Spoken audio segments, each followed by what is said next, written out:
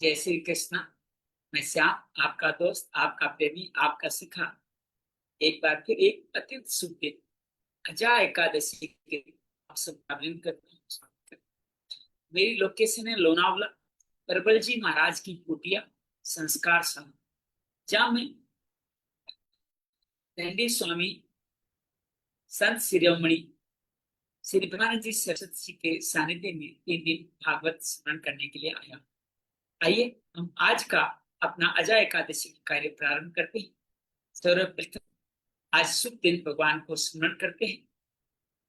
नमो भगवते वासुदेवाय, नमो भगवते वासुदेवाय, नमो भगवते वासुदेवाय, नमो भगवते वासुदेवाय, नमो भगवते वासुदेवाय, नमो भगवते वासुदेवाय,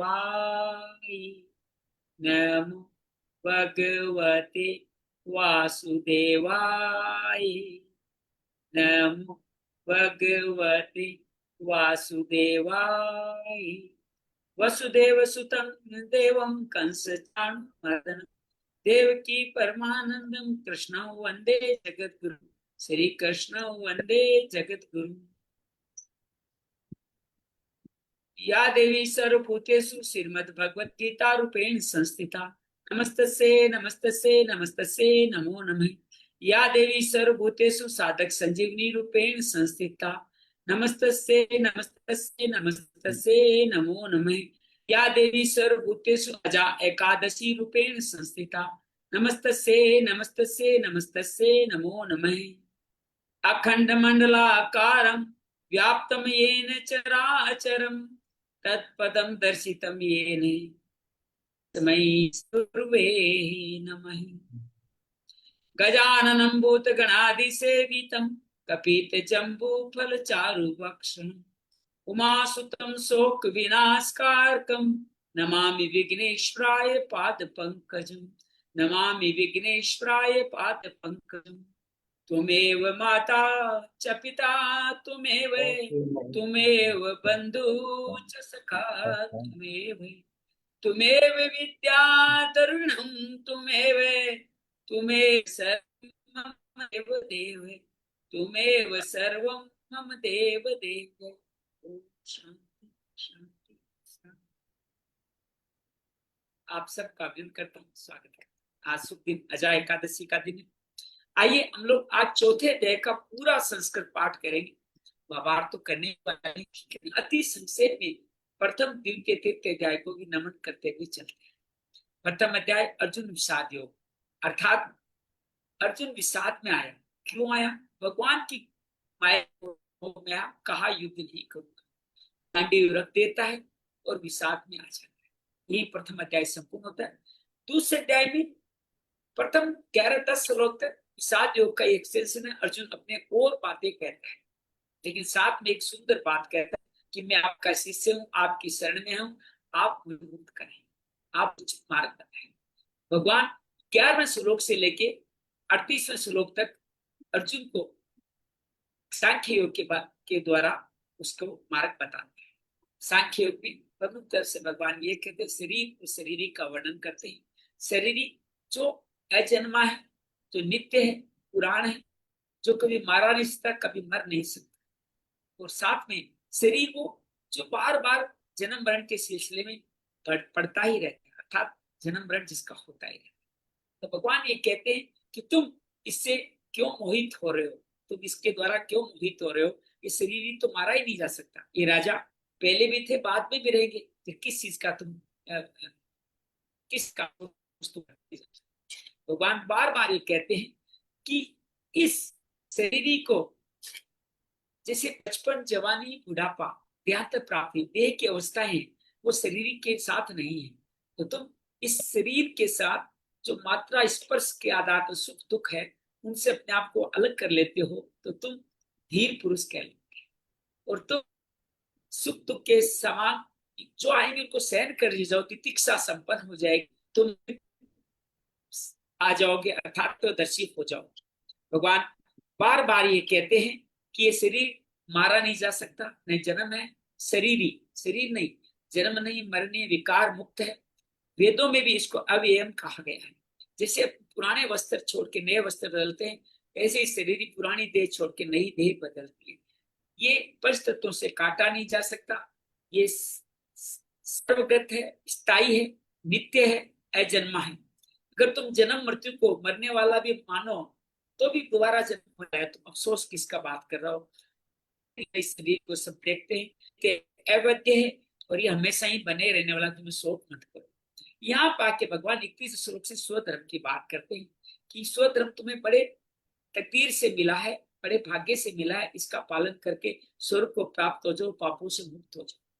साथ में ये भी कहते हैं अगर तुम स्वधर्म का पालन नहीं करोगे, अकीर्ति होगी, लोग न कहे जाने वाले वचन कहेंगे, निंदा करेंगे, दुख होगा, तुम लघुता को प्राप्त हो जाओ।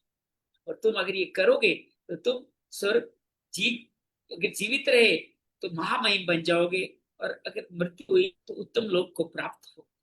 भगवान कहते हैं सुख दुख में सम होकर, लाभ हानि जय पराजय में समभाव रखते हुए तुम युद्ध करो, तुम पापों से मुक्त हो जाओ। भगवान ये बातें सांख्य योग के बारे में कहते हैं और 40 श्लोक से कर्म योग को प्रारंभ कर दिया। प्रथम मुख्य बात, योग में किए हुए किसी भी बीज का नाश नहीं, उल्टा फल नहीं होता, जन्म मृत्यु का भय नहीं होता, और एक तत्व वाली बुद्धि ईश्वर में आपकी लोह लग जाती है। और जो ऐसा नहीं करते उनकी अनेक शाखाएं बन जाती है, अनेक इंद्रियों के विषयों और वो उनके उसी के पलवित पुष्पित करते रहते हैं और स्वर्ग से करते हैं, भोगेश्वर के लिए ही क्रिया विशेष करते हैं और भोग में आसक्त होकर के उनका चित्त है जो अपहृत कर लिया जाता है। और ये जो एक तत्व वाली बुद्धि समाधि वाली बुद्धि में नहीं आती, तो त्रिगुण के विषयों के अधीन ही रहते हैं। तुम त्रिगुणों से अतीत, त्रिगुणा गुणातीत हो, निर्द्वंद हो जाओ, नित्य स्वस्थ के निरोग क्षेम हो जाओ, कि आत्मवान हो जाओ। भगवान कहते हैं तुम बड़े तालाब के समुद्र की भांति हो जाओ, तुम्हें छोटे छोटे तालाब अर्थात वेदों में दिए हुए स्वर्ग फल की प्राप्ति की इच्छा नहीं है। दूसरा कर्मयोग का पाठ शुरू करते हैं। कर्मों पे अधिकार है, कर्म फल पे अधिकार नहीं, कर्म का हेतु नहीं बनना, अकर्म भी नहीं करना, अर्थात कर्म करने में रुचि न हो ऐसा भी मत करना। तुम अगर ऐसा कर्म करोगे, योग में स्थित होकर, मुझ में स्थित होकर के संग दोष को त्याग कर, सिद्धि सिद्धि को त्याग कर, तुम सम बुद्धि में स्थापित हो जाओगे, अर्थात समता वाली बुद्धि हो जाएगी। ऐसा तुम करोगे तो बुद्धि, तुम्हारी बुद्धि मुझ में लग जाएगी। ऐसा नहीं करेंगे वो लोग कृपण होंगे, हीन होंगे, फल के हेतु बन जाएंगे। तो तुम समता वाली बुद्धि से युक्त होकर के पाप पुण्य दोनों को साथ उद्योग करते हुए, समभाव से रहते हुए अपने सारे कर्म अर्थात सेवा कार्य, कर्म योग मुझतक पहुंचने की कुशलता से कर पाओगे।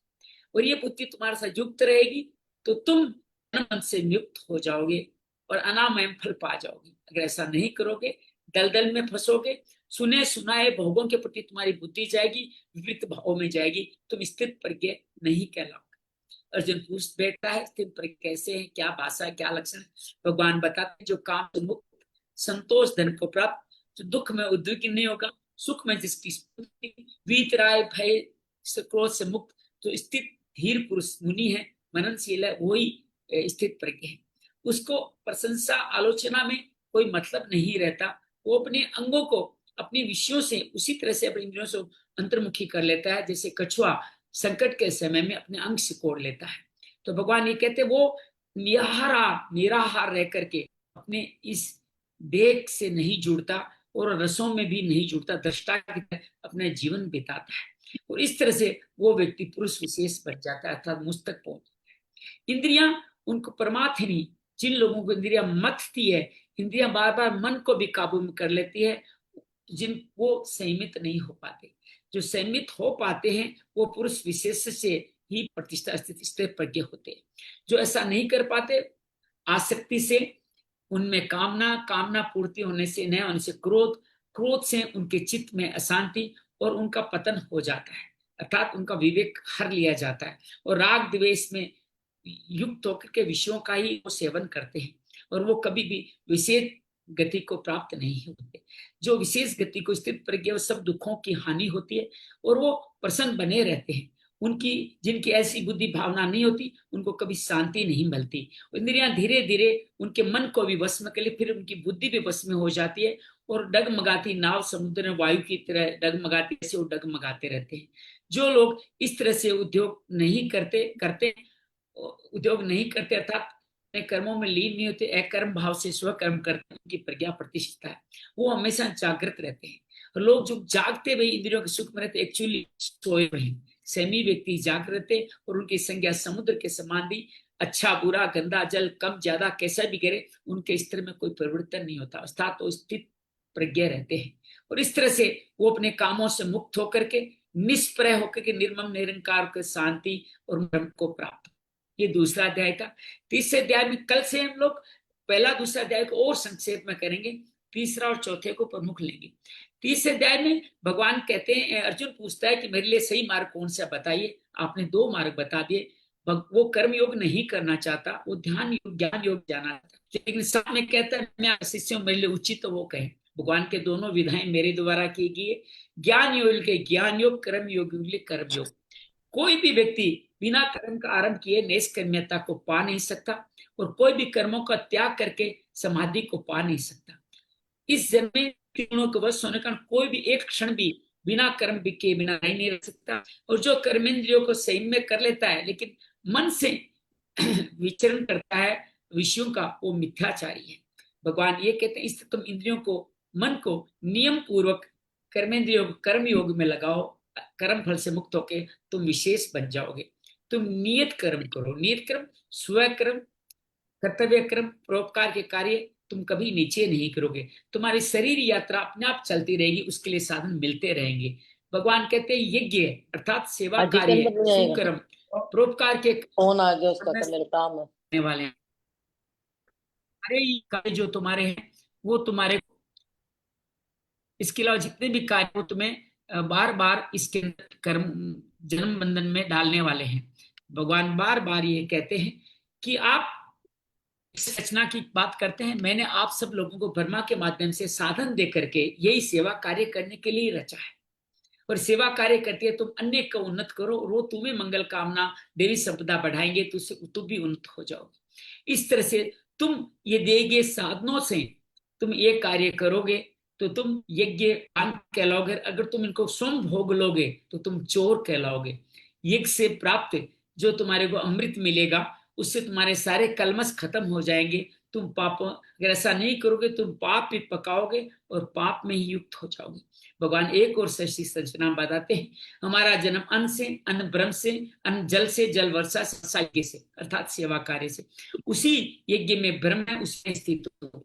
तुम ये पूरी परंपरा का कार्य करते हो तो ब्रह्म अक्षर में स्थापित हो जाओगे, ये प्रतिष्ठित हो जाएगा। तुम ऐसा नहीं करोगे तुम अघायु अर्थात पापी होगे और तुम व्यर्थ जीवन जियोगे। जो ऐसा करते हैं वो आत्मरत, आत्मतृप्त, आत्मसंतुष्ट रहते हैं, उनको कोई कार्य करना बाकी नहीं है। वो कार्य करे या नहीं करे उससे कोई फर्क नहीं पड़ता, लेकिन वो लोग फिर भी ये लोक संग्रह की सेवा कार्य करते रहते हैं ताकि दूसरे आदर्श मान के कार्य करें। भगवान जनक आदि सिद्धों का, राजऋषियों का उदाहरण देते हुए कहते हैं ये सब लोगों को कुछ करना नहीं बाकी था, फिर भी सेवा कार्य करते रहते थे। भगवान कहते हैं इस तरह से ये श्रेष्ठ व्यक्ति देव से भी उच्चतम प्राप्त होकर लोक सेवा के कार्य करते हैं। मुझे भी अपने आप को भी शामिल करते, मुझे भी कोई कर्तव्य कर्म करना नहीं है, मुझे कोई अप्राप्य नहीं है, फिर भी मैं सावधान होकर के सेवा अपने आचरण इस तरह से करता हूँ, प्रमाण आचरण के इस तरह से देता हूँ कि लोग लोग मुझे कर्म करते न देखे, कर्म न करने में उनकी रुचि नहीं हो। तो सभी विद्वान इसी तरह से लोक संग्रह के कार्य करते हैं। उनकी बुद्धि की में कोई भेद नहीं होता अर्थात समता वाली बुद्धि होती है, अज्ञान का कभी संग नहीं करते और साथ में दूसरे लोगों को प्रेरित करते हैं कि वो भी सेवा कार्य करें। सभी लोग प्रकृति के अधीन होकर ये क्रिया करते रहते हैं, गुणा गुणेशु वर्तन्ते, और जो प्रकृति अधीन कार्य करते हैं अहंकार मूढ़ात्मा कर्ता बन के रह जाते हैं। और जो गुण कर्म विभाग को सही तरह से जानते हैं वो इसके अंदर नहीं फंसते। तो प्रकृति गुणों के अधीन होकर के कार्य करती है। वो लोग जो इस प्रकृति में फंसे हुए हैं, मंद बुद्धि है, उनको वो विचलित नहीं करने का कार्य करते हैं।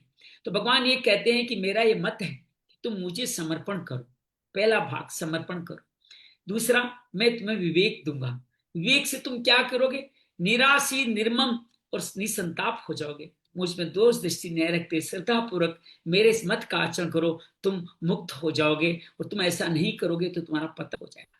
तो भगवान बार बार ये कहते हैं इस तरह से प्रकृति के अधीनों के सारे कार्य होते हैं। उससे इंद्रियों के अर्थ में ही उलझती रहती है, कामना से राग द्वेष में बढ़ती रहती है और विषयों में उलझ और वो मेरे पंथ से अलग हो जाते हैं। भगवान कहते हैं अपने धर्म, स्वधर्म जो मिला है उसमें मरना भी श्रेष्ठ है, और अगर आप इस धर्म में आप गए तो आपका जीना भी भयावह है। अर्जुन पूछता है सब लोग ऐसा क्यों नहीं कर पाते? भगवान कहते हैं कामना के कारण। कामना से क्रोध होता है, सब रजोगुण के कारण होता है। ये कामना महापापी है, तुम्हारा महावीरी है। ये अग्नि की तरह, धुएं की तरह अग्नि को ढक लेता है, आपके विवेक को ढक लेता है, आपके ज्ञान में एक आवर्ती में काम करता है। इसको हमें मारना है। इंद्रियां, मन, बुद्धि को भी धीरे धीरे काबू में ले आता है और ज्ञान अर्थात भगवान को पाने का जो ज्ञान है, विवेक है, उसको ढक लेता है। वो इंद्रियां इस तरह से कार्य करने लगे और ज्ञान विज्ञान नाश, भगवान को जानने की विधि और भगवान को पाने में पापापी हो जाता है। तो इंद्रियां धीरे, इस शरीर से इंद्रियां सशक्त है, इंद्रियों से मन, मन से बुद्धि और बुद्धि से विवेक। विवेक कुंती में जाने पे कामना में, विवेक में जाने पर मुक्ति की तरफ जाता है। तुम ये परम शत्रु है, इसको मार डालो। अब हम चतुर्थ अध्याय में प्रवेश करेंगे। आज हम चतुर्थ अध्याय पूरा संस्कृत का पाठन करेंगे। एकादश का दिन है। अंजलि से निवेदन करूंगा कि प्रथम 20 श्लोक आप पढ़ें, प्रथम 20 श्लोक आप पढ़ें, 20 श्लोक का आप पाचन करें तो बहुत सुंदर रहेगा। प्रथम 20 श्लोक पढ़ने का हम प्रयास करते हैं। तो प्रथम अध्याय से आप पढ़ना शुरू करें। चतुर्थ अध्याय है। जय श्री कृष्ण। ओम श्री परमात्मने नमः। भगवद गीता अथ चतुर्थोऽध्यायः। श्री भगवानुवाच इमं विवस्वते योगं प्रोक्तवानहमव्ययम् विवस्वान् मनवे प्राह मनुरिक्ष्वाकवे ब्रवीत् एवं परम्परा प्राप्तम् इमं राजर्षयो विदुः सकाले नेह महता योगो नष्टः परन्तप स एवायं मया तेद्य योगः प्रोक्तः पुरातन भक्तोऽसि मे सखा चेति रहस्यं ह्येतदुत्तमम्। अर्जुन उवाच अपरं भवतो जन्म परं जन्म विवस्वतः कथमेतद्विजानीयान् त्वमादौ प्रोक्तवानिति। श्रीभगवानुवाच बहूनि मे व्यतीतानि जन्मानि तव चार्जुन तान्यहं वेद सर्वाणि न त्वं वेत्थ परन्तप अजोऽपि सन्नव्ययात्मा भूतानामीश्वरोऽपि सन् प्रकृतिं स्वामधिष्ठाय सम्भवाम्यात्म मायया यदा यदा हि धर्मस्य ग्लानिर्भवति भारत अभ्युत्थानमधर्मस्य तदात्मानं सृजाम्यहम् परित्राणाय साधूनां विनाशाय च दुष्कृतां धर्म संस्थापनार्थाय संभवामि युगे युगे जन्म कर्म च मे दिव्यम् एवं यो वेत्ति तत्त्वतः त्यक्त्वा देहं पुनर्जन्म नैति मामेति सोऽर्जुन वीतरागभयक्रोधा मन्मया मामुपाश्रिताः बहवो ज्ञानतपसा पूता मद्भावमागताः ये यथा मां प्रपद्यन्ते तांस्तथैव भजाम्यहम् मम वर्तमानुवर्तन्ते मनुष्याः पार्थ सर्वशः काङ्क्षत काङ्क्षन्तः कर्मणां सिद्धिं यजन्त इह देवताः क्षिप्रं हि मानुषे लोके सिद्धिर्भवति कर्मजा चातुर्वर्ण्यं मया सृष्टं गुणकर्म विभागशः तस्य कर्तारमपि मां विद्य कर्तारमव्ययम् न मां कर्माणि लिप्पन्ति न मे कर्मफले स्पृहा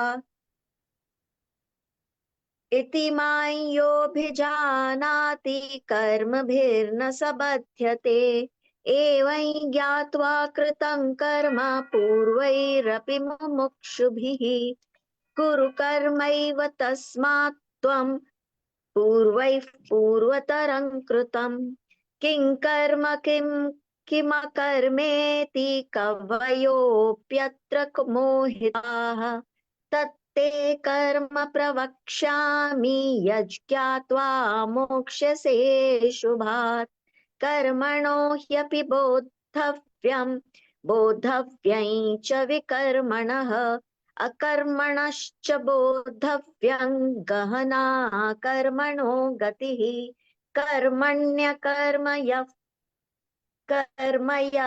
पश्येद् अकर्मणि च कर्म यः स बुद्धिमान् मनुष्येषु स युक्तः स्न कर्मकृत् यस्य सर्वे समारम्भा कामसङ्कल्पवर्जिताः ज्ञानाग्निदग्धकर्माणं तमाहुः पण्डितं बुधाः त्यक्त्वा कर्मफलासङ्गं नित्यतृप्तो निराश्रयः कर्मण्यभिप्रवृत्तोऽपि नैव किञ्चित् करोति सः।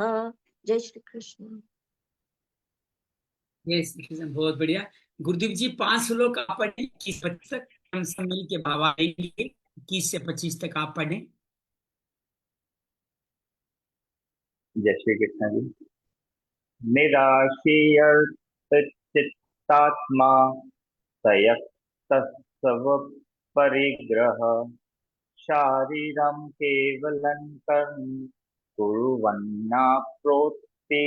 किल्बिषम् यद्यच्छालाभसन्तुष्टो द्वन्द्वातीतो विमत्सरः समसिद्धावसिद्धौ च कृतवापि न निबध्यते गतसंगस्य मुक्तस्य ज्ञानावस्थितचेतसः यज्ञायाचरः कर्म सम्भ्रमो प्रविलीयते ब्रह्माणपरमण ब्रह्महविर्ब्रह्माग्नो ब्रह्मणाहुतम् ब्रह्मैव तेन गन्तव्यं ब्रह्म कर्म समाधिना दैवमेवापरे यज्ञं योगिनः पर्युपासते ब्रह्मा गणापवरे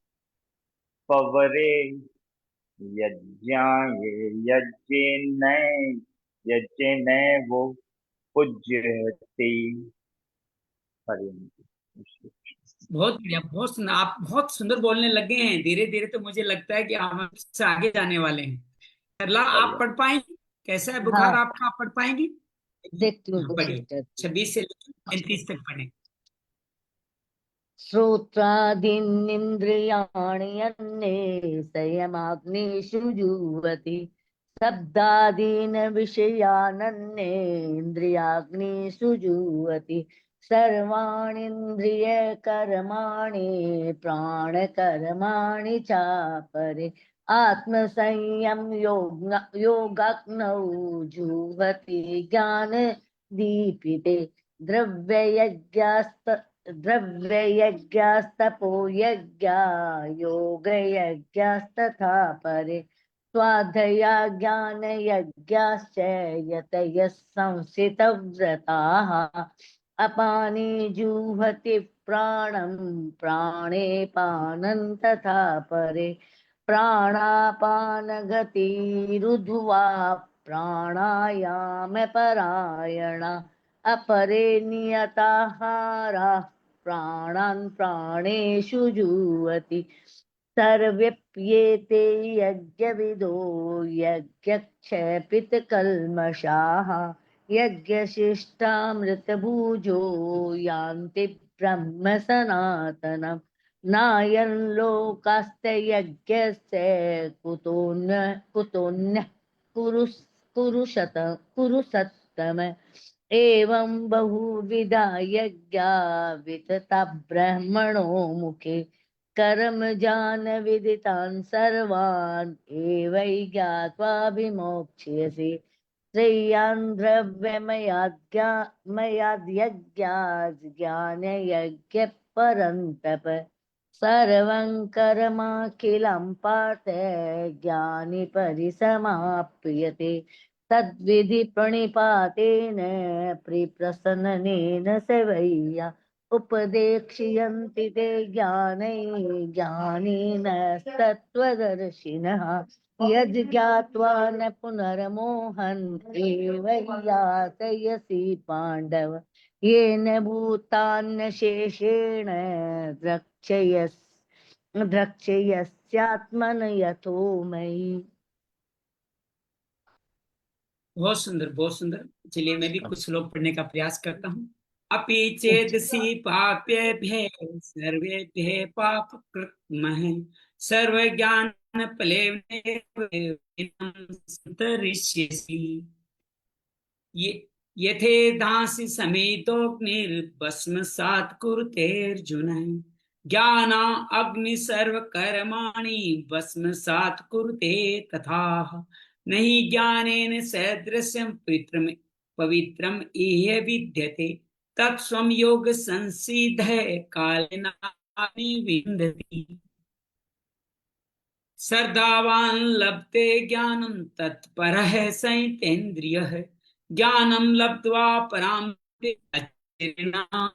गच्छति अज्ञानाश्च संशयात्मना विनश्यति नायं लोकोऽस्ति न परो संशयात्मनः योगसंन्यसत्त्वकर्माणं ज्ञानसञ्छिन्न संशयम् आत्मवन्तं न कर्माणि धनञ्जयः तस्मात् ज्ञान संभूतं यस्सतं ज्ञानसिनात्मनः कृत्वेन संशयं योगाम आतिष्ठ उत्तिष्ठ भारत। ओम तत्सदिति श्रीमद्भगवद्गीतासु उपनिषत्सु ब्रह्म विद्यायां योग श्री कृष्णार्जुन संवादे ज्ञान कर्म संन्यास योगो नाम चतुर्थोध्याय। ओम श्री कृष्णार्पणमस्तु। ओम श्री कृष्णार्पणमस्तु। ओम श्री कृष्णार्पणमस्तु। हरिये नमः, हरिये नमः, हरिये नमः। आइए हम सब मिलकर के चौथे अध्याय का भावार्थ समझने की कोशिश करते हैं। मेरे हिसाब से अगर मैं संक्षेप में आपको इशारा करूं तो पहले 8-10 श्लोकों में भगवान इस कर्म योग का इतिहास बताते हैं। कर्म कैसे उत्पन्न हुआ, क्या उत्पन्न हुआ, ये बताते हैं। तो पहले इन 7-8 श्लोकों को समझते हैं। अंजलि, गुरदीप, सरला तीनों अपने आप को अनम्यूट रखें और तीनों इस बारे में अपनी अपनी बातें जोड़ते रहें कि आपने इस प्रथम श्लोक से क्या सीखा, भगवान क्या कहना चाहते हैं। तो सबसे पहले गुरदीप जी रेडी हैं, आप बताएं प्रथम द्वितीय तृतीय श्लोक में भगवान 3 श्लोकों क्या है भगवान। यहाँ पे हरिओम जी भगवान ये बता रहे हैं कि मैं तो यहाँ पे अविनाशी हूँ और योग कर्मों को सूर्य से कहा था। ये मैंने सूर्य को पहले पता और सूर्य ने अपने पुत्र मनु से कहा और मनु ने राजा इक्ष्वाकु से कहा। राइट, ये जो अशरीरी के बात में कर रहे हैं कि भी जो अशरीरी है ये अजन्मा है, अमरना है, ये रहेगा, शाश्वत है। जो शरीर है वो मर रहा है, ये मैंने बात पहले सबसे पहले बताई थी सूर्य को, सूर्य ने अपने पुत्र मनु को बताई, उसके आगे शाश्वत को बताई।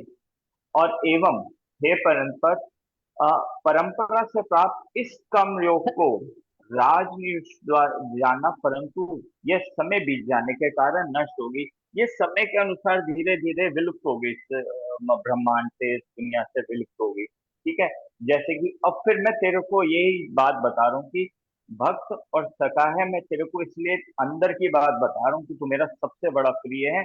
तो इस पुरातन सत्य को जान ले अच्छे तरीके से, इस योग को आज समझ ले कि हम जो है न कभी मर रहे हैं न कभी जन्म है, हम एक ही जगह, यही सबसे उत्तम है। हरिओम प्रभु। बहुत सुंदर, बहुत सुंदर। सरला, अंजलि, आप इन तीनों श्लोकों में सहमत है जो गुरुदीप जी ने बताया? कुछ जोड़ना चाहते हैं, कुछ समझना चाहते हैं इन 3 नहीं, श्लोक के बारे में? नहीं, अच्छा जी सर, बताया। उन्होंने सही बताया। समझ में आ गया बात? बहुत बढ़िया। 4, 5, 6 बताएं। अंजलि, आप छोटे से लेकर श्लोक तक अर्जुन जो सवाल पूछते क्या जवाब देते हैं उनके बारे में बात करें। छोटे से लेकर 7वें तक बात करें। आप क्या कहा है भगवान ने इसके अंदर? अर्जुन क्या पूछता है और भगवान क्या जवाब देते हैं? मैं आप बोलूं? 8वें तक जाएं, 8वें तक जाएं। हाँ बिल्कुल, कोई बोले, सलाह बोलते, कोई बोल, वो बोल रहे हैं सबको ही कि बोल। वो अर्जुन बोल रहे हैं आपका जन्म तो अभी का है और सूर्य का जन्म तो बहुत पुराना है, तो मैं कैसे मान लूं कि आपने सृष्टि के आरंभ में ये बात उनसे कही थी। तो भगवान बोलते हैं कि मेरे जन्म और तुम्हारे जन्म बहुत सारे हो चुके हैं, उनको मैं जानता हूँ, तुम नहीं जानते हैं, तुम नहीं जानता। मैं बहुत बढ़िया। अविनाशी स्वरूप होते हुए भी संपूर्ण, ओए मतलब मैं अजन्मा हूँ और अविनाशी स्वरूप होते हुए संपूर्ण प्राणियों का भगवान होते हुए अपनी प्रकृति को अधीन करके अपनी योग माया से प्रकट होता हूँ। और जब जब धर्म की हानि होती है और अधर्म का बढ़ावा हो जाता है, तब तब भी मैं अपने आप को प्रकट करता हूँ। क्यों करता हूँ? कि साधुओं की रक्षा करने के लिए। बहुत पाप बढ़ जाता है, उनका निवारण करने के लिए और धर्म की अच्छी तरह से स्थापना करने के लिए मैं युग युग में प्रकट होता हूँ। बहुत बढ़िया। गुरुदीप जी, सलाह ने ठीक कहा है। आप कुछ समझना चाहते हैं, कुछ जोड़ना चाहते हैं इसके अंदर? गुरुदीप जी, अंजलि ठीक है, ये बात ठीक कही है कि भगवान सूर्य का बड़ा अवतार सुंदर कैसे बोला है। होता है, अवतार वेरी नाइस, जी। बहुत सुंदर।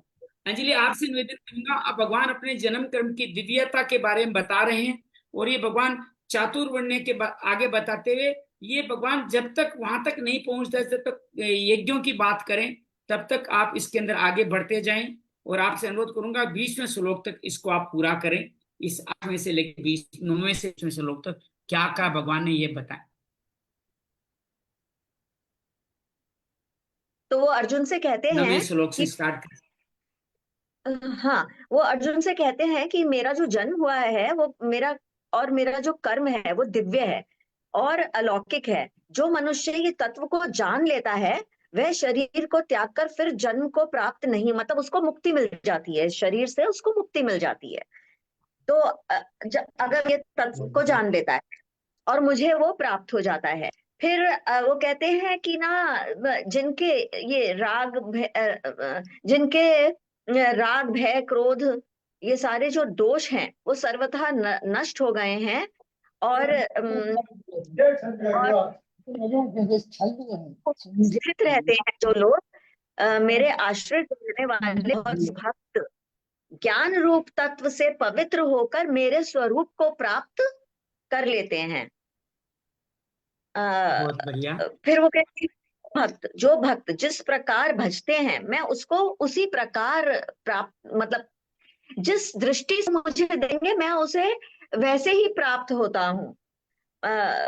तभी मनुष्य सभी प्रकार से मेरे मार्ग का अनुसरण करते हैं। और तत्व से जानना यानी भगवान क्या बोलते हैं कि मुझे ना तत्व से जानो, जो डेप्थ है, जो यानी कि जो तत्व हूं मैं उसको अंदर डीप से ना मेरे को जानना बहुत आवश्यक है। और इस लोक में कर्मों के फल को चाहने वाले देवताओं का पूजन किया करते हैं क्योंकि कर्मों से उत्पन्न होने वाली सिद्धि शीघ्र मिल जाती है। जैसे तुम कर्म करोगे वैसे तुम्हारी तुम्हारा फल को सिद्धि मिलेगी। और फिर वो चतुर्वर्ण के बारे में बताते हैं कि वैश्य, शूद्र, ये जो चारों वर्ण है, ब्राह्मण, क्षत्रिय, वैश्य और शूद्र, ये चारों वर्ण, इनका जो समूह है वो अपने कर्मों, गुण और कर्मों के विभाग रूप, मेरे मतलब यानी मैंने ही ये सब रचा है, उनको उनके कर्मों के हिसाब से मैंने रचा है। तो उसका कर्ता होने पर भी मुझ अविनाशी परमेश्वर को तू अकर्ता जान। और क्योंकि कर्मों के फल में मेरी कर्म के जो फल रहे हैं उनमें मेरी स्पृहा नहीं है, मुझे कर्म लिप्त नहीं करते। इस प्रकार जो मुझे तत्व से जान लेता है वह कर्मों से बंधता नहीं है, तथा अभी वो मुक्ति की इच्छा वाले जो हैं उनको, उनके लिए मुमुक्षु भी जो हैं, मतलब मुक्ति की इच्छा जानने वाले, वो भी इस प्रकार जानकर अपना कर्म करते हैं। इसलिए तू भी पूर्वजों द्वारा सदा से किए जाने वाले अपने कर्मों को ही कर, ऐसा वो बोलते हैं। चलिए अभी एक और बात करते हैं। मैं इसलिए रोक रहा हूं कि ये हम लोग पाठ में अध्याय को समझे, हमेशा याद रहेगा। पहले भगवान ने इतिहास बताया, फिर अर्जुन के संशय का निवारण करते हुए भगवान यहाँ तक पहुंचे कि तुम्हारे पूर्वज भी इसी तरह का कार्य कर चुके हैं, चातुर्य में अपना ही करते हैं कि मैं क्या हूं, यहाँ तक वो बताते हैं। तो ये बात इस तरह समझेंगे तो आपको ये 15 श्लोक बहुत अच्छी तरह समझ में आएंगे। 16 से एक नया अध्याय भगवान खोलते हैं, कर्म अकर्म विकर्म का। उसके बारे में अब हम बात करते हैं। आगे क्या कह रहे हैं भगवान, आगे क्या बता रहे हैं। वो कर्म अकर्म विकर्म के बारे में बात करते हैं, और उन्होंने अकर्म को ही सबसे अच्छा बताया है कि जो ये है, जो बुद्धिमान पुरुष होते हैं वो इस तत्व को, इस कर्म तत्व को ना मुझे भली भांति मतलब समझ जाते हैं, और कर्म बंधन से मुक्त हो जाते हैं। अगर वो कर्म बंधन, मतलब कि इसको अंजलि ऐसा समझे, इसको अंजलि ऐसा समझे, भगवान यह कहना चाहते हैं कर्म क्या है अकर्म क्या है। इसमें बहुत सारे लोग मोहित हैं, वो समझते ही नहीं अकर्म क्या है कर्म क्या है। अगर कर्म तुम क्या है? इसको जान लेगा, इस कर्म तत्व को, तो तुम अशुभ संसार से मुक्त हो जाएगा। भगवान इससे पहले प्रस्तावना रखते हैं कि ये कर्म अकर्म जानने से बहुत सारे होते हैं। अगले श्लोक में बताना शुरू करते हैं और बताते हैं कि हम सबको जानना चाहिए कर्म क्या है अकर्म क्या है कर्म क्या है? विक्रम क्या है, कि कर्मों की बहुत गहरी है तो समझने में बड़ी कठिन है। फिर 18वें श्लोक से बताते हैं भगवान कर्म क्या है अकर्म क्या है विक्रम क्या है। पढ़े आप 18वें श्लोक से, क्या कर्म में क्या, अकर्म किसको बोलते हैं, कर्म किसको बोलते हैं।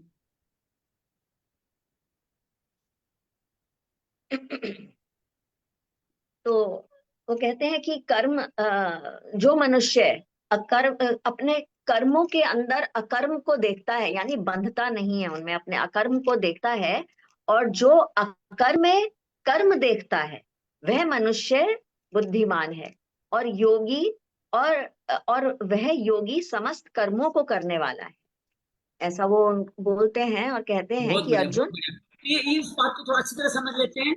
कर्म में एक क्रम देखना, पहला भाग है कर्ता भाव नहीं होना, दूसरा फल आसक्ति नहीं होना। तो वो आपका कर्म एक कर्म हो जाएगा, अर्थात आपके खाते में क्रेडिट नहीं होगा, उसका फल आपके खाते में क्रेडिट नहीं होगा। एक्चुअली वो ही निष्काम कर्म है। एक कर्म में कर्म देखना अर्थात कुछ किया नहीं है, करके भूल गया है। एक कर्म में कर्म देखना आपका बुद्धिमान भी। भगवान आगे में क्या कहते हैं वो पढ़ लें थोड़ा।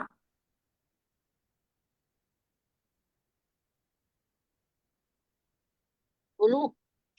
19वां बोलना है क्या? हाँ बोले बोले आगे। उसमें हाँ बोलते वही हैं बोले, कि 19वें श्लोक से बोले। हाँ, जिसके सब काम निष्काम भाव से होते हैं, और जिसके कर्म ज्ञान रूपी अग्नि से भस्म होते हैं, उस ज्ञानी पुरुष को विद्वान लोग पंडित कहते हैं। फिर 20वां में तो बताते हैं कि जिसके संकल्प और कामना से रहित, संकल्प हाँ, अर्थात इच्छा कामना संकल्प मतलब कर्ता भाव, कामना से फल की मुक्ति से कोई बुद्धिमान है। आता है फिर उस विषय में बताते हैं, जो कर्म फल में आसक्ति को त्याग कर नित्य संतुष्ट और आश्रय रहित है, वह कर्म में लगा हुआ भी वास्तव में कुछ नहीं है, कुछ नहीं करता। और फिर इसी का 21वें और बताते बता रहे हैं। हैं, 21वें बताते हैं, जिसकी कोई इच्छा नहीं है, जिसका चित्त शांत है और जिसने सब प्रकार के परिग्रहों को त्याग कर दिया है, केवल शरीर संबंधी कर्म करता हुआ पाप को प्राप्त नहीं होता है। अर्थात उन लोगों को शरीर संबंधी कर्म करने की इजाजत दी है, वो पाप को नहीं प्राप्त होता। बाकी सब ये सिद्ध पुरुषों की हाँ, विपरीत फिर प्रज्ञा बाईस की भगवान बाईसवें बातें में कर रहे हैं। बताते हैं इसी कि के बारे में और कहते हैं, 22 श्लोक और कहते हैं। कर्म योगी वो है जो अपने आप को प्राप्त होने वाले लाभ से खुश और संतुष्ट रहता है, और जो दुख सुख लाभ हानि हार जीत आदि द्वंद्वों से ऊपर उठकर सम भाव रखता है। वो सब और इच्छा से रहित है, वह व्यक्ति कर्म करने पर भी कर्मों के बंधन में नहीं बंधता है। और बताते हैं इसमें ज्ञान योगी के बारे में बताते हैं। ज्ञान योगी वो है जो आसक्तियों से एकदम मुक्त है और जिसकी बुद्धि आत्मज्ञान से स्थित है और अपने कर्मों को भगवान को ही अर्पित कर देते हैं, वो बताते हैं। बहुत बढ़िया। तो भगवान ने इस चैप्टर में क्या बताया है, वो स्थित प्रज्ञ के गुण गुरुदेव जी दोबारा बता दिए हैं। जो मुक्त हो चुके हैं वो कैसे होते हैं, वो किस तरह से शामिल होते हैं, वही बात भगवान ने बता दी है। तो ये तीसरा चैप्टर हो गया इस चौथे अध्याय का। चैप्टर वाइज समझेंगे समझ में आएगा। अब भगवान यज्ञ प्रकार बता रहे हैं, 12 यज्ञ के प्रकार को बताएंगे। तो गुरुदेव जी आप यज्ञ के प्रकार बता दीजिए। ये 24वें श्लोक से जो शुरू हुए हैं, इसमें आपकी रुचि भी बहुत है। आप बताएं 24 श्लोक से यज्ञ कौन से 12 यज्ञ भगवान ने कहाँ कहाँ कैसे बताए।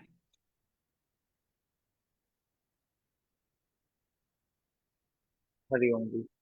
इसमें भगवान ने यज्ञ को बारे में बताया कि यज्ञ जो है, जो कि हम अपना कर्म कर रहे हैं, उसको यज्ञ की तुलना दी है। ठीक है, वो ब्रह्म है, वो हव्य पदार्थ जो कि तिल में है, घी में है। हम यहाँ पे जो कुछ भी कार्य कर रहे हैं वो ब्रह्म जो कि शाश्वत है, उसको बड़ा ही एक्सप्लेन भगवान ने किया है यहाँ पर, कि हम जो कुछ भी हमारे को प्राप्त हुए संसार से, वो भी ब्रह्म है, हम भी ब्रह्म है, और हम जो उसका जो सेवन कर रहे हैं वो भी ब्रह्म है।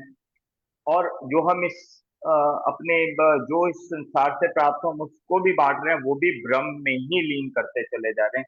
तो इसके बारे में बड़ा अच्छे से उन्होंने विस्तार से बताया।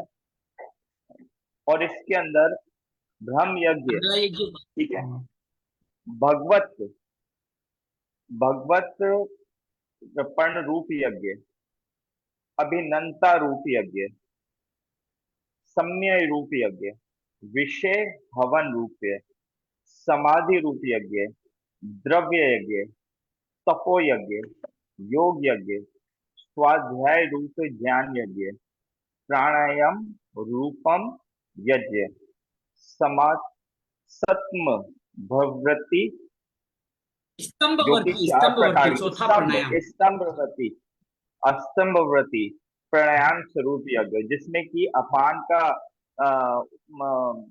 अपान में और उदान का अपान के अंदर मिश्रण होता है। ये बड़ा ही सुंदर है प्रभु। इसके अंदर मैं एक और चीज ऐड करूंगा पिछले श्लोकों में, कि देवताओं को प्रार्थना जी करके जो सिद्धि मिल जाती है, ठीक है, तो वो भी जो है ना, आगे के लिए मोक्ष का द्वार को रोक देती है।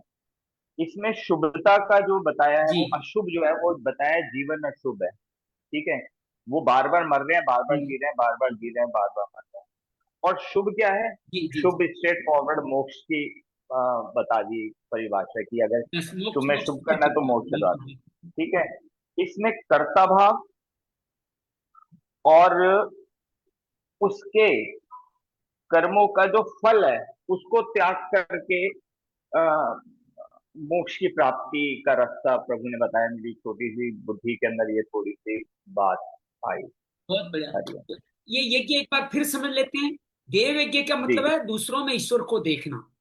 ठीक है, ब्रह्म यज्ञ का तात्पर्य है कि आप जीवात्मा रूप का यज्ञ का हवन करते हैं, अर्थात मैं शरीरी हूं, ये शरीर है, मैं शरीर नहीं हूं, यही ब्रह्म अग्नि है।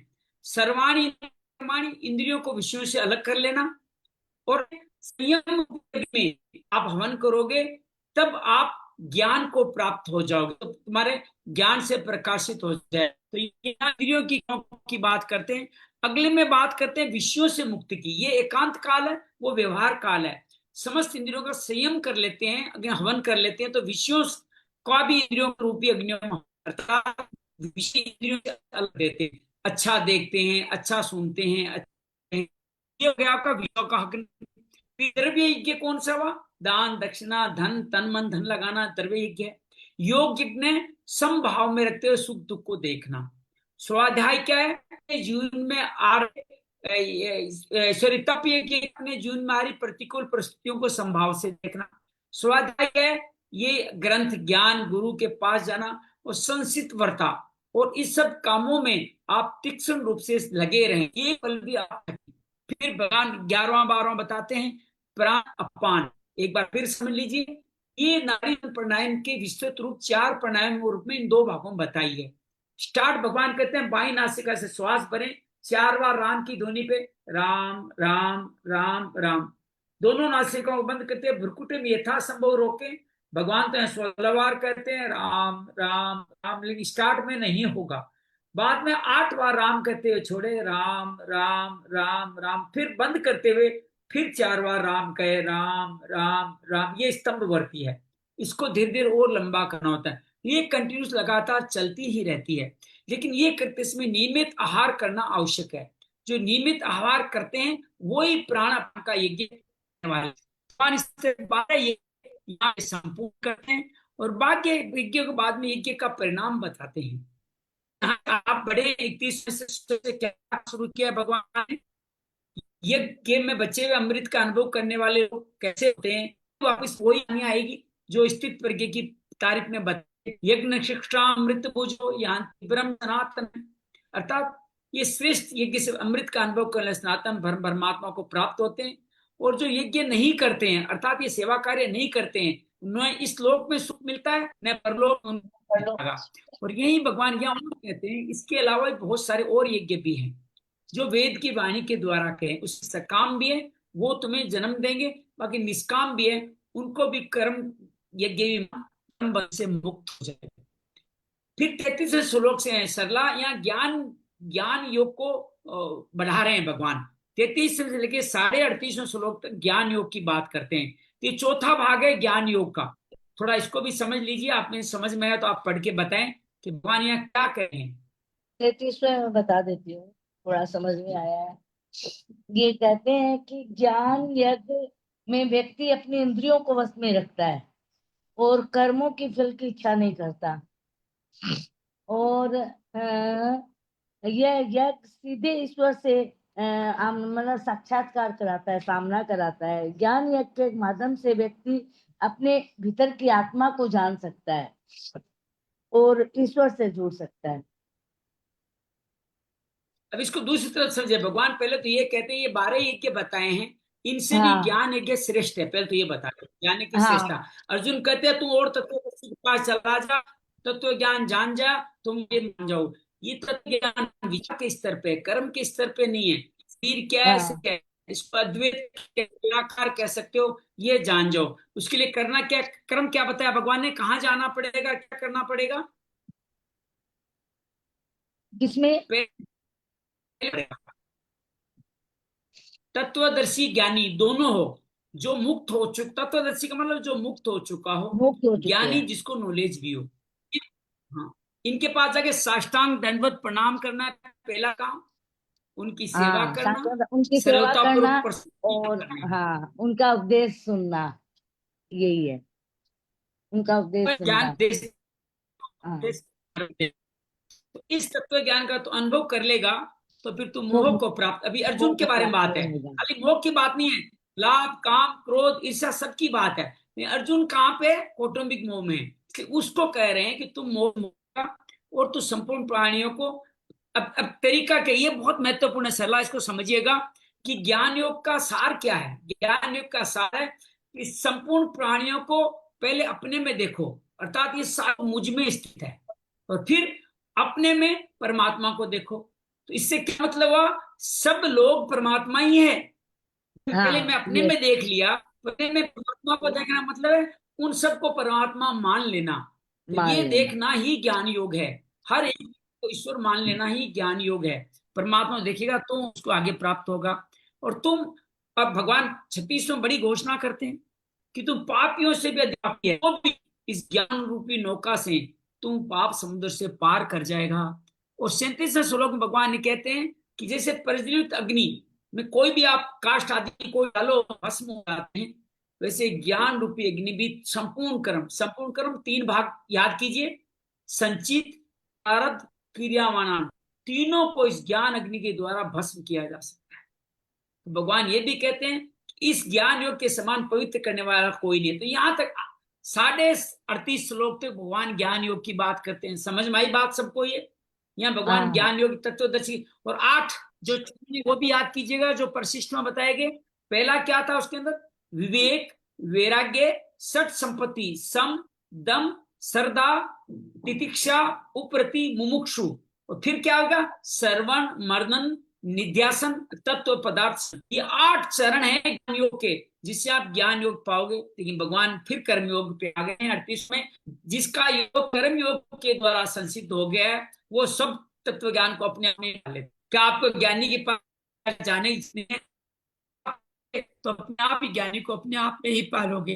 फिर भगवान इसमें जोड़ते हैं जी, क्या क्या चीजें जोड़ी हैं गुरुदीप जी? यहाँ 39वें श्लोक में अंजलि आप बताएं, क्या क्या चीज जोड़ी भगवान ने कर्म योगियों के लिए, क्या और ज्ञान योग दोनों के लिए कॉमन 3 चीजें बताइए। ये क्या 3 चीजें हैं?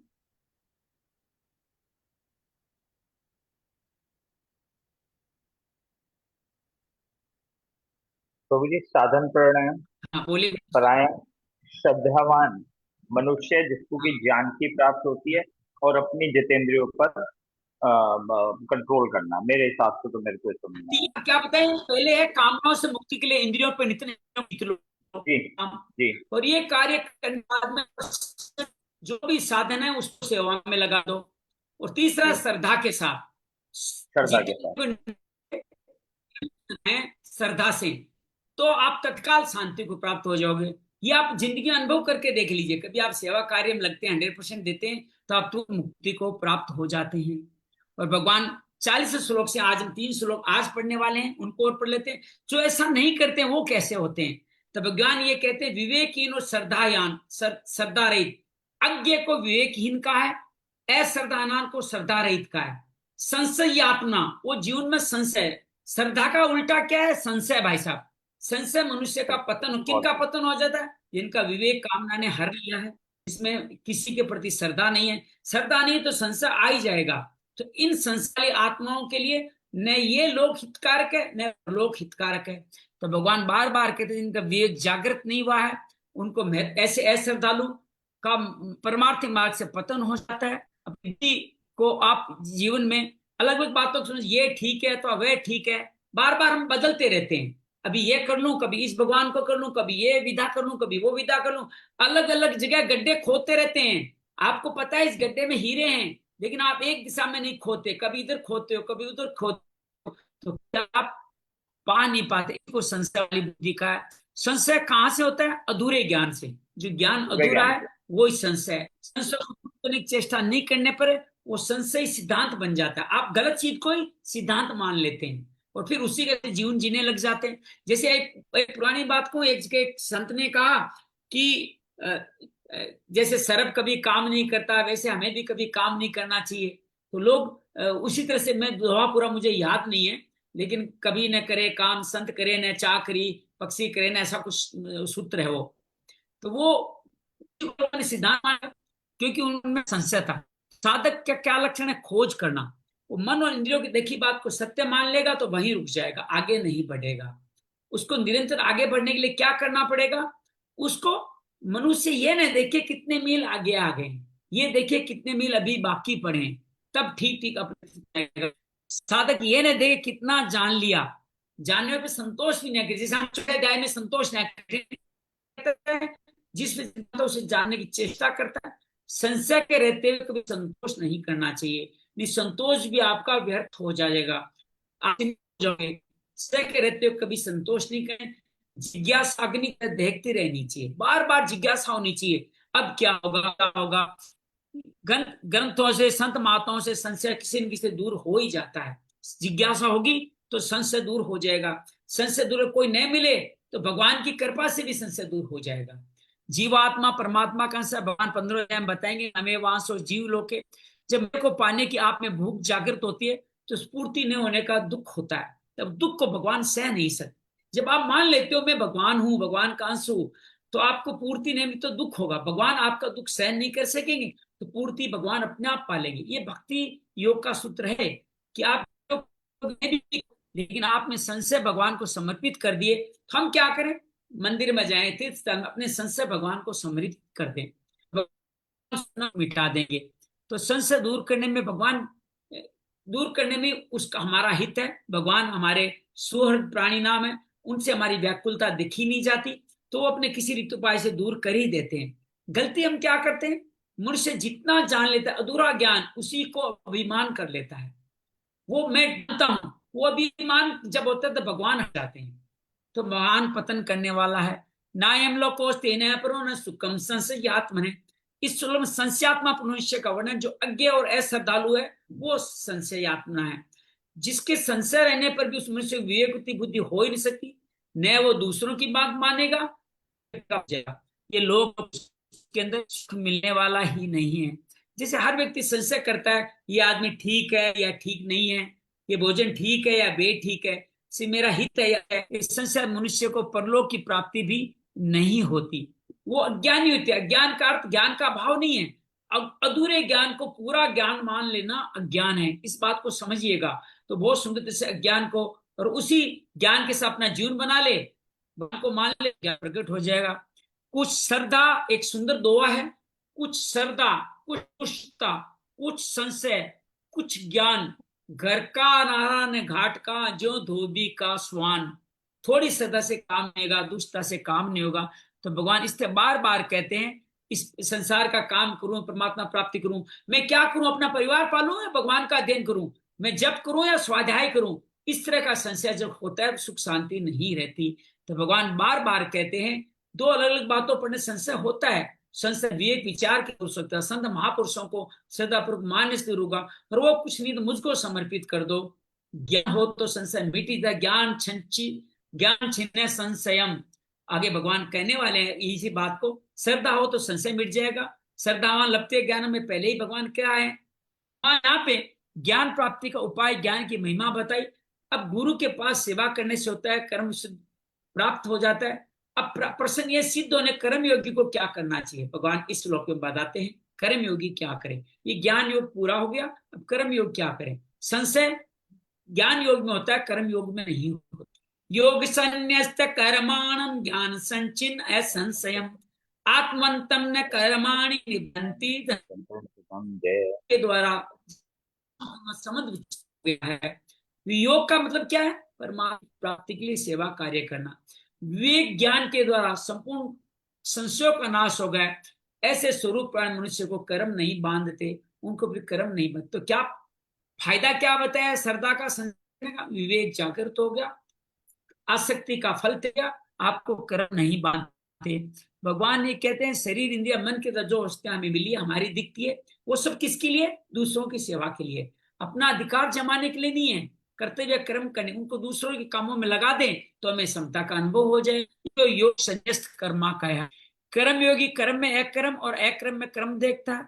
कर्म करते हुए नेक दोनों ही नित्य निरंतर असंग रहता है, तभी ये वास्तव में योग संन्यस्त कर्मा कहलाता है।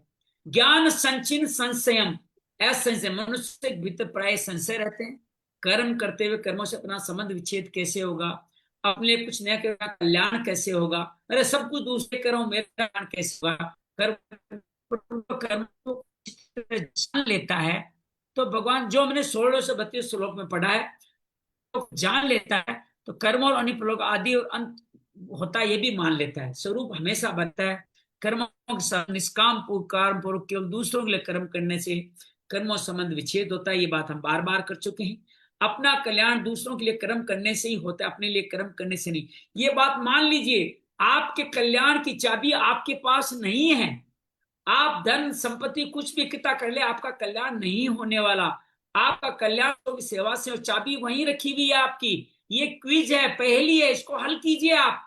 आपकी भी दूसरों का रखी हुई है। आत्मवंतम, तो स्वरूप बोध को प्राप्त करने का जो लक्ष्य है वो प्रायण होने से होगा। कर्म संसार के लिए होते हैं, स्वरूप दूसरों के लिए होते हैं। अब दूसरों का क्यों करें, क्योंकि उनमें भगवान है। हम दूसरों के लिए थोड़ी करें, भगवान के लिए कर रहे हैं, सब भगवान के। न कर्माणि निबधन्ति, कोई कर्म उनका बांधता नहीं, कोई कर्म से छूटते हैं। अब भगवान कहते हैं कर्म स्वरूप से बंधनकारक है ही नहीं। कर्म में फलेच्छा, ममता, आसक्ति, कर्तव्य, तो चार बातें अगर कर्म में नहीं हो ना, तो कोई भी कर्म करो आपको फल से नहीं बांधे। कौन सा है? फल की इच्छा न करो, ममता न रखो, उस कर्म में राग नहीं हो, आसक्ति नहीं हो, और अभिमान भी नहीं हो। भगवान अब इसका पूरा उपसंहार करते हैं कर्मयोग का। तो भगवान अब यहाँ पे अर्जुन को एक बार फिर आज्ञा देंगे। जैसे भगवान ने दूसरे अध्याय के चौथे श्लोक में कहा था उठो युद्ध करो, ये आज्ञा दोबारा देंगे कि तेरा सब बात मैं बता दिए। तस्मात् ज्ञान समुतम ज्ञान सिनात्मने कृत्वेन संशयम योगम आतिष्ठ उत्तिष्ठ। हे भारतवंशी, हृदय में इस अज्ञान से उत्पन्न अपने संशय का ज्ञान रूपी तलवार से छेदन करके योग में स्थित हो जाता, समता में स्थित और युद्ध के लिए खड़ा हो। तो भगवान युद्ध के बार बार कहते हैं। भगवान सिद्धांत जिसने समता के द्वारा समझ कर्म, समता वाली बुद्धि कौन सी है? सुख दुख हानि लाभ सब में सम। ये समता वाली समझ विच्छेद कर लिया है। समझ संशय, ज्ञान के द्वारा समझ संशय नष्ट हो गए, अर्थात अज्ञान नहीं हो, अधूरा ज्ञान नहीं हो। तत्वदर्शी या भगवान के पास जाके संशय को श्रद्धा से समर्पित करो, तो भगवान करते हो कर्म करने की प्रेरणा। वापिस वही कहते कर्म यू ही करना है। अर्जुन के मन में संशय था, घोर कर्म से मेरा कल्याण कैसे होगा, कल्याण के लिए मैं कर्म योग का अनुष्ठान करूं, ज्ञान योग का। भगवान यहाँ बार बार कहते संशय, इस संशय से हट जाओ, इस संशय का करते हो पालन करा। अज्ञान समुत्तम पद का भाव क्या है? सब संशय ज्ञान से, कर्मों के तत्व तो ठीक ठाक जानने से उत्पन्न होते हैं। क्रिया और पदार्थों को अपना अपने मानना ही अज्ञान है। भगवान ने तीसरे अध्याय में कर्मयोग का आचरण करने की, इस चौथे अध्याय में कर्मयोग को तत्व से जानने की बात बताई है। कर्म करने के साथ कर्म को जानने की आवश्यकता है। ठीक ठाक जाने बिना कोई भी कर्म बढ़िया रीति से नहीं होता। इसके अच्छी तरह जान कर्म करने से कर्म बांधने वाले होते, कर्म मुक्त करने वाले, कर्म बांधने वाले होते हैं, वे ही कर्म मुक्त करने वाले हो जाते हैं। अगर आप ये मान लो तो वो ही कर्म आपके मुक्त करने वाले हो जाएंगे। ज्ञान संचिन संशयम पद में भगवान ने बताया था, उनसे कर्म करने की विद्या को जान ले, समझ संशय का नाश हो जाता है। कर्म करने की विद्या क्या है? एक बार फिर बता दो गुरु जी, अपने लिए कुछ करना ही नहीं है। हमारी चाबी कहाँ है? उसको संभालिए, उस चाबी से ही खुलेगा ताला। योगामा आतिष्ठो उत्तिष्ठ। हे अर्जुन, अपने धनुष बाण का त्याग कर जो मध्य भाग में बैठ गए थे, उनको भगवान ने भगवान योग में स्थित होकर युद्ध खड़े करने की आज्ञा देते हैं। अब आके देखेंगे अर्जुन मानता कि नहीं मानता। 5वें अध्याय बात होगी। भगवान दूसरे अध्याय 48 श्लोक में भी यही कहा था, योगस्थ कुरु कर्माणि पद से भी कही थी। योग करते समता में समतम योग उचिते। अर्जुन युद्ध को पाप समझते हैं, भगवान कहते हैं समता में स्थित होकर युद्ध करो। युद्ध करने से पाप नहीं लगता। भगवान ने कहा समता में स्थित करते हुए कर्म करना ही कर्म बंधन से छूटने का उपाय है। संसार में रात दिन अनेक कर्म होते हैं, उन कर्मों में राग द्वेष संसार कर्मों से बंधते हैं, प्रत्युत निर्लिप्त रहते हैं। राग द्वेष है तो बनते हैं, निर्लिप्त है तो हमारे मेन शत्रु क्या है? राग द्वेष है। जिन कर्मों में हमारा राग द्वेष होता है उन्हीं कर्मों से हम बंधते हैं। राग द्वेष कर्मों का संबंध जुड़ा है, इसलिए पूरी जो 5 क्लेश है उसमें राग द्वेष ही सबसे महत्वपूर्ण है। और भगवान बुद्ध की पूरी साधना ही जो विपासना है वो राग द्वेष को देखने पर ही है। तो ये कहते हैं अपना राग द्वेष के साथ संबंध जुड़ जाता है। राग द्वेष नहीं होते तो समता आ जाती है, कर्मों के साथ संबंध नहीं जुड़ता, मुक्त हो जाता है। अपने स्वरूप को देखें तो उसमें समता स्वतः सिद्ध है। हमारे अंदर समता है। हम प्रत्येक कर्म का आरंभ होता है, समाप्ति होती है। कर्म का फल भी आदि और अंत होता है। स्वरूप निरंतर रहता है। कर्म और फल अनेक होते हैं पर स्वरूप एक रहता है। तो कोई भी कर्म न करने से, किसी भी पदार्थ को अपने लिए न मान से, शरीर मेरा नहीं, ये इंद्रियां मेरी नहीं, ये संसार मेरा नहीं, ये मानने से, न मानने, अपने लिए न मानने से संसार से संबंध विच्छेद हो जाता है। सिद्ध ममता अपने आप अनुभव हो जाता है। तो तत्व ज्ञान को प्राप्ति के लिए कर्म और सांख्य योग का वर्णन होने से इस चौथे अध्याय का नाम ज्ञान कर्म संन्यास योग है। कर्म का भी ज्ञान है और संन्यास योग को भी कर्म योग आ गया। इसमें 3 उवाच है, 2 भगवान वाच, अर्जुन उवाच है। इस तरह हम चतुर्थ अध्याय को अब यहाँ पे संपूर्ण करते हैं। आप सब साधकों, हे अर्जुनों, हे अर्जुन रूपी अंजलि, हे अर्जुन रूपी कुलदीप, अर्जुन रूपी सरला, आपसे निवेदन करता हूं, क्या युद्ध करने के लिए तैयार है? आतिष्ठो उत्तिष्ठ है। अब हम क्या युद्ध करने के लिए तैयार हो गए? ये था इस चतुर्थ अध्याय का भाव। आइए इसी भाव को समझने का प्रयास करते हैं। आज अजय एकादशी है, तो इस सुंदर भाव को भगवान स्थापित करेंगे, ऐसा प्रार्थना करते हैं। आंखें बंद कर ले, यथासंभव स्थिर हो जाए।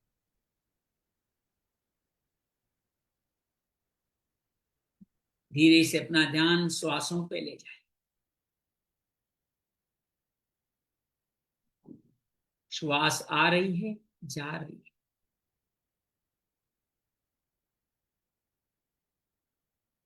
श्वास प्राण है, प्राण ही ईश्वर है। हमारे अंदर ईश्वर है, लेकिन ईश्वर, उस ईश्वर की हमें जागृति रहे, हम कर्म करते रहे, इसलिए श्वास के रूप में भी रोज हमारे अंदर विराजित होते।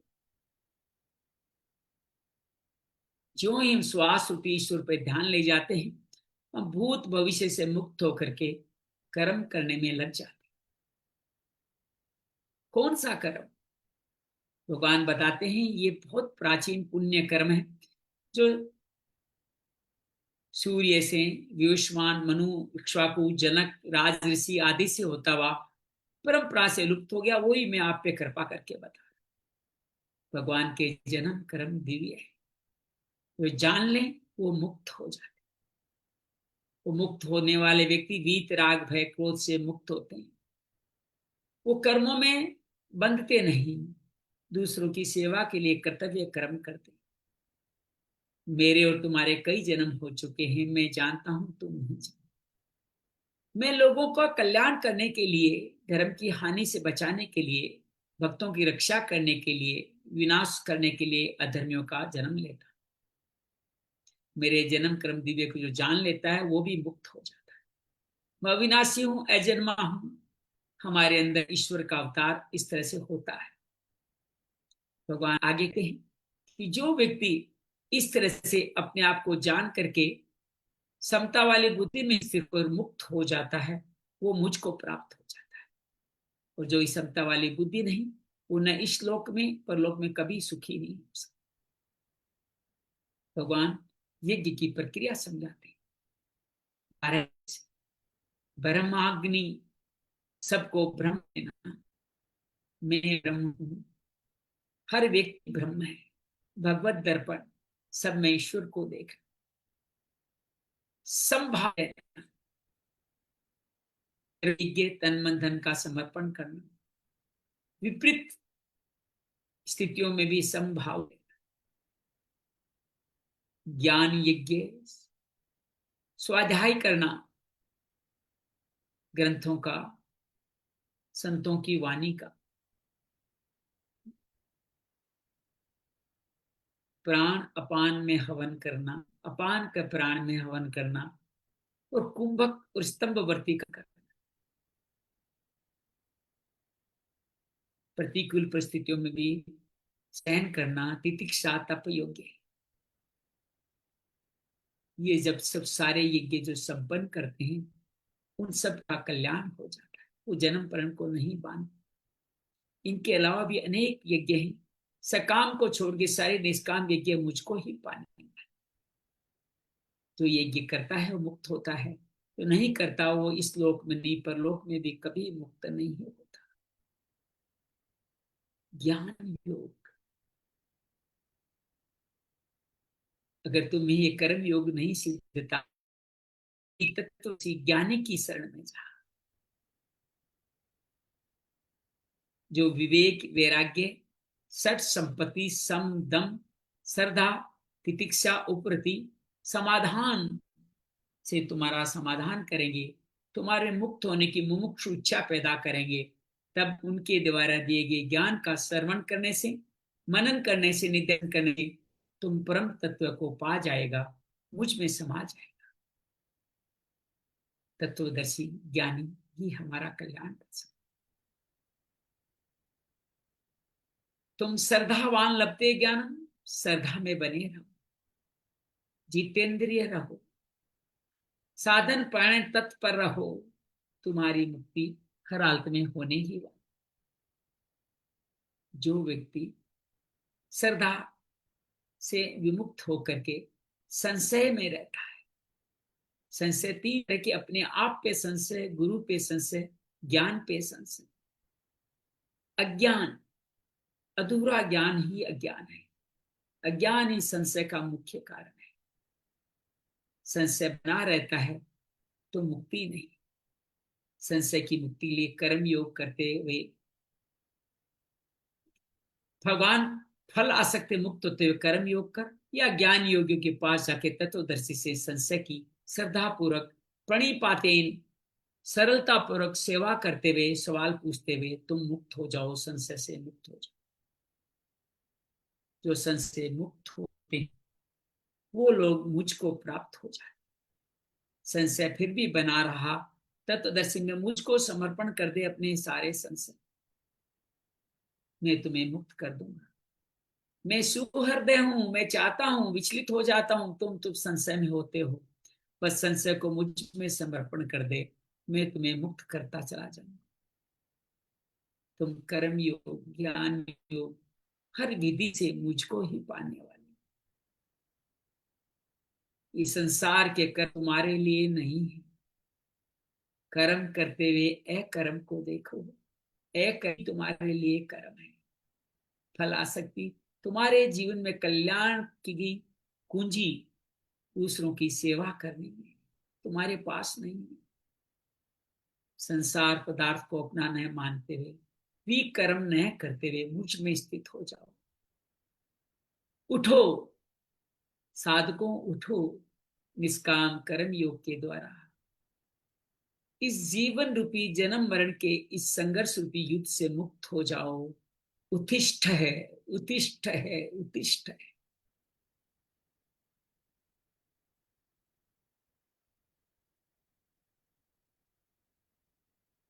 जय मां भगवत गीते, जय जय मां भगवत गीते।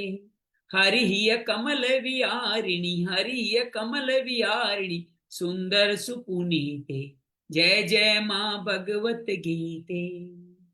दया सुधा बरसावनी, मातु कृपा कीजे, मातु कृपा कीजे। हरिपद प्रेम दान कर, हरिपद प्रेम दान कर, अपना कर लीजिए। जय जय मां भगवत गीते। योगेशम सच्चिदानंदम वसुदेव वासुदेव व्रज प्रियम, धर्म संस्थापकम वीरम, कृष्णं वंदे जगद्गुरु, श्री कृष्ण वंदे जगद्गुरु। ओम शांति शांति। आप सबको अजय एकादशी की बहुत सारी शुभकामनाएं। एकादशी का नित्य है, हमें नित्य करना ही चाहिए, और इसका पारना अर्थात इसके फल का समर्पण अगले दिन करना जरूरी। कल 1 बजे तक द्वादशी है, तब तक हमें अन्न का ग्रहण कर लेना चाहिए। तो आज पूरे दिन पर उदय एकादशी संसार अजय एकादशी है, पूरे दिन एक जिस भाव से करना चाहिए उस भाव से करें। निर्जल करें, जल सहित करें, फलाहार सहित करें, दुग्धाहार सहित करें, जो भी आपको। और अगर आपके कुछ शरीर में अस्वस्थ है तो आप हल्का फुल्का जो अन्न नहीं है वो फलाहार भी कर लें, वैसे न करें तो उचित है। थोड़ा शरीर को अंदर से अग्नि को, जो अग्नि बहक रही है, जो हमारे बहुत सारे विकार है उनको उस अग्नि में भस्म हो जाने दो। अगर हम उसमें नया काम डाल देंगे तो अग्नि पे उसको भस्म रहने का कार्य कैसे कर पाएंगे। तो आज सर जी ने आज सुबह जो सत्संग में पारना के बारे में बार बार बताया कि हमें अगले दिन अन्न जरूर सेवन करना चाहिए। भगवान इसको हमारे पे कृपालु है कि तुम ज्यादा देर तक मत बिना आहार रहना, एक दिन रह लिए बहुत है, अगले दिन तुम आहार कर लो, पहले स्नान करो, सूर्य को अर्घ दो, और उसके बाद में भगवान को समर्पण करते हुए आप निर्जला है तो जल से आपका पारना हो जाता है, तो आपने जल सिद्ध करा तो फल से आपका पारना हो जाता है, और फलाहार पे किया है, दुग्धार पे किया तो अन्न लेके पार। मैंने आज महाराज से पूछा कि वो लोग कहते हैं कि चावल ही लेना चाहिए, ऐसा ग्रंथों में लिखा हुआ है क्या? तो भगवान क्या नहीं, ऐसा नहीं है, कोई जमाने में चावल ही ज्यादा खाने में होते थे, तब गेहूं कम होता होगा, तब चावल की बात परंपरावश चल गई होगी, लेकिन जो छोड़ा है वो लेना है, अर्थात अन्न छोड़ने की हम मिलें तो आपका पालना हो जाएंगे। अपने भगवान को समर्पित करें, घर में बड़े बुजुर्गों को फल समर्पित करें, ब्राह्मण उपस्थित हो तो उनको आप समर्पण, पहले उनको भोजन करें, फिर अपने आप को भोजन करें। महाराज ने आज 2 कथाएं भी बताई कि नंद बाबा एक बार एकादशी का व्रत करने, दूसरी द्वादशी थोड़े देर के लिए थी, तो वो सुबह सुबह जल्दी स्नान करने चले गए और वहां पे उनके साथ दुर्घटना भी घटी, लेकिन उनका जाना इसलिए उचित था कि वो द्वादशी का पालना समय पे करना चाहते। अम्बरीश ऋषि की भी कथा भागवत में आती है, जो राज ऋषि कहा जाते हैं, उन्होंने पूरी तरह से एकादशी करी तो उनको भोजन कराया, जो निर्जल से जल लेने वाले थे वहां दुर्वासा मुनि आ गए, तो उन्होंने कहा हम आ गए हैं, तो उन्होंने कहा ठीक है आप भी प्रसाद पाइए, कि नहीं पहले हम स्नान करके आए। तो स्नान करने जाने में इतना विलंब कर देते हैं कि द्वादशी निकल रही थी, तो वहां बैठे संतों ने कहा आप भगवान को अर्पित करिए, खाली उनका चरणोपदक अर्थात चरण में चढ़ाया हुआ जल ही चरणामृत ले लें। उन्होंने वो ले लिया और दुर्वासा आके गुस्सा हो गए कि मेरे आने से पहले आपने कैसे ले लिया। तो भगवान ने कहा मेरी ये मजबूरी थी, अम्बरीश ने कहा, तो उन्होंने उसको श्राप देने के लिए अपना वरदान निकाला। उसी वक्त उनके अंदर से जो कीर्तिया उत्पन्न करी, और वो कीर्तिया उनकी तरफ दौड़ी, अम्बरीश की तरफ, उनको मारने के लिए। भगवान का सुदर्शन चक्र उनकी रक्षा करने के लाया, उस कीर्तिया को भगाते भगाते सारे लोगों में भ्रमण कराता हुआ दुर्वासा जी के पास लिया। उनकी देवी कीर्तिया उनको ही खाने लगी, मारने लगी। तब उन्होंने प्रार्थना करी सुदर्शन चक्र से, कहा सुदर्शन चक्र मेरे हाथ में कुछ नहीं है, भगवान भक्त के अधीन से अम्बरीश जी से प्रार्थना करो, यही तुम्हें बचा सकते हैं। अम्बरीश जी भक्त प्राण प्रेम थे, उन्होंने सुदर्शन की प्रार्थना की, ये मेरे गुरु हैं, संत हैं, इनकी आप रक्षा करें। तब दुर्वासा अपने अहंकार रूपी से बचे। तो भक्त का ये भाव भी भगवान ने आज बताया। उम्मीद है आपको जितना समझ में आए समझिएगा, और मन में संशय हो रखिएगा मत, और समर्पित कर दीजिएगा गुरु को, नहीं तो भगवान को अर्पित कीजिए, ग्रंथों को समर्पित कीजिए, गुरुओं को समर्पित कीजिए, श्रद्धा की तरह कार्य कीजिएगा। कल से हमारा 5वां अध्याय शुरू होगा। 5वें अध्याय में अब आप कहेंगे 4थे 5वें ज्ञान कर्म संन्यास हो गए, उसमें कर्म संन्यास हो गए, थोड़ा में करेंगे भगवान, कर्म के द्वारा मुक्ति की बात करें, न्यास ज्ञान कर्म योग अभी 5वें अध्याय में भी चलने वाला है। और क्या अर्जुन मान गया है, क्या युद्ध करने के लिए तैयार हो गया है, या अर्जुन मन अभी कोई संशय, ये कल हम जानेंगे। इन 4 अध्याय के बारे में आपके मन में कोई संशय हो, कोई बात हो, कुछ हमारे कहने सुनने में कुछ कमी रहेगी हो, तो उसको आप अवश्य पूछें, अवश्य बात करते। ये अर्जुन रूपी कुलदीप, संशय खत्म हुआ कि नहीं हुआ? तो वो बिल्कुल हुआ जी, बड़ी अपार कृपा बरस रही है, मैं तो बस क्या बताऊं, एकदम आनंद ही आनंद, आनंद ही आनंद। ना कोई मेरा सवाल है, ना कल्याण कोई करना, जवाब है, ना कुछ है, बस मैंने तो सरला समर्पण कर दिया। बहुत बढ़िया। बस अर्पण तो भगवान को पहला चरण ही अर्पण है जी। सरला अंजलि, आपका भी संशय समाप्त हुआ, 4थे अध्याय तक बातें बढ़ी, वहां तक बात पहुंच पाए हैं। दोनों अर्जुन हो, अनुरागी हो, कैसा संशय संपूर्ण हो रहा है, क्या किस तरह हो रहा है? नहीं हो रहा तो भगवान तो भी हैं, अभी भगवान 14 अध्याय फिर रहने वाले हैं आपके साथ में। मन में कोई भी संशय हो आप पूछेगा, अर्जुन भी कुछ रखता है संशय, 5वें अध्याय में फिर सवाल पूछेगा, और यहां से नहीं 12वें अध्याय तक यही सवाल चलाता रहेगा वो। तो देखते हैं क्या होता है। बहुत बहुत धन्यवाद, बहुत सारी एकादशी की बधाई हो, बहुत सारा प्रणाम, बहुत बड़ा आभार है। मेरा आश्रम में हूँ, यहाँ बड़े दंडी स्वामी आए हैं, उनकी सेवा करते हुए उनसे जब प्रणाम करता हूँ, नारायण नारायण जब वो कहते हैं ना, तो मुझे लगता है कि भगवान स्वयं आशीर्वाद देते हैं। हमारे ग्रंथों में लिखा है दंडी स्वामी भगवान का स्वरूप होते हैं, भगवान नारायण नारायण कहते हैं, तो कितना आनंद आता है। मैं वही आनंद यहाँ लोनावाला के सुंदर मनमोहक वातावरण में, हालांकि आश्रम से बाहर नहीं निकल पा रहे हैं क्योंकि बारिश बहुत। आज मेरा एक वीरा माता जी का दर्शन करने का संकल्प है, देखते हैं कुछ रेन कोट पहन के जाएं, किस तरह से जाएं, किस तरह से जाएंगे। बहुत सारे सत्संग आपस में हो रहे हैं। कल एक राठी जी आए हुए थे लोनावला के, उनके साथ बहुत सुंदर सत्संग हुआ। सुबह शाम को आचार्य सागर जी जो हमारे इस ग्रुप में भी जुड़ गए हैं, जो खुद बहुत बड़े ज्ञानी, ज्ञान के मार्ग पे चल रहे हैं, वो भी हमारे ग्रुप में जुड़े हैं। धीरे धीरे कभी कभार हमारे साथ मिलके हमें आशीर्वाद भी देंगे। उनके साथ रात को खड़े खड़े 1-1.5 घंटे का सत्संग हुआ, बहुत अच्छा लगा। तो बहुत अच्छे जीवन के जो अच्छा हॉलीडे मना रहा हूँ, आप सबका बहुत बहुत आभार। आनंद हो, आनंद हो।